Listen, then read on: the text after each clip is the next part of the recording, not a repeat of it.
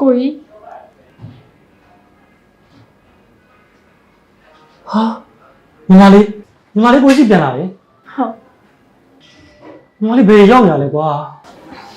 ဖေးရောက်နေမှာလေကွာညီမအစီရောက်နေတာ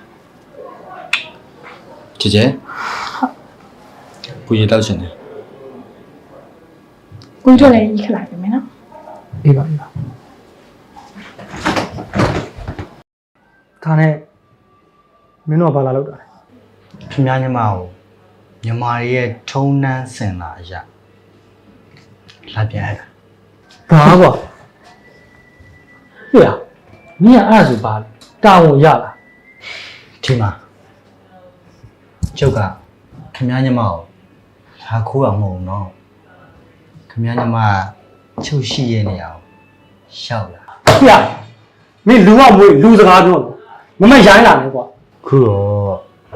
ခင်ဗျားတစ်ဆက်ဆက်နဲ့နာနေပြီပေါ့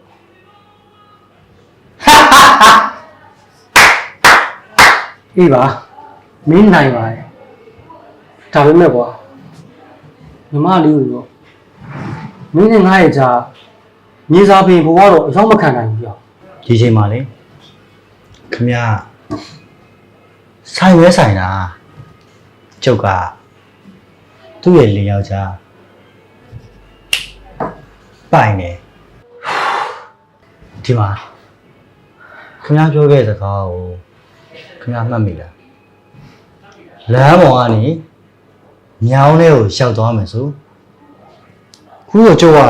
လမ်းပေါ်ကနေတက်ကြီးကိုရောက်နေတာ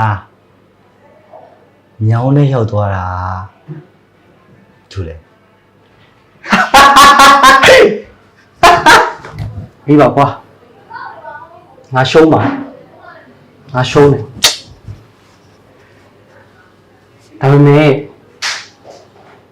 ငါရဲ့ပိုင်ဆိုင်မှုတွေငါရဲ့အောင်မြင်မှုတွေ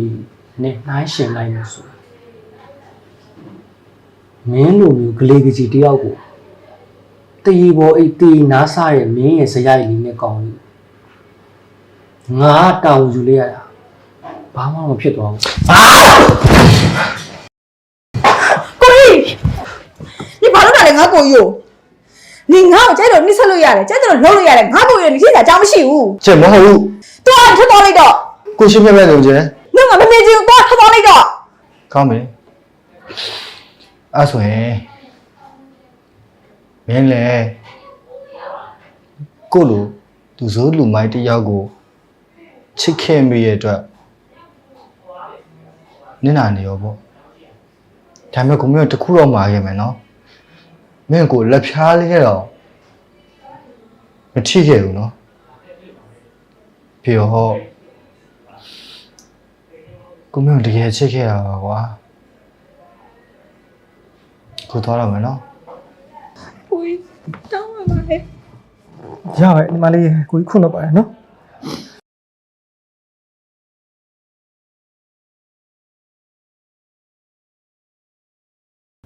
မင်းကိုရဲ့အတ္တတွေကြောင့်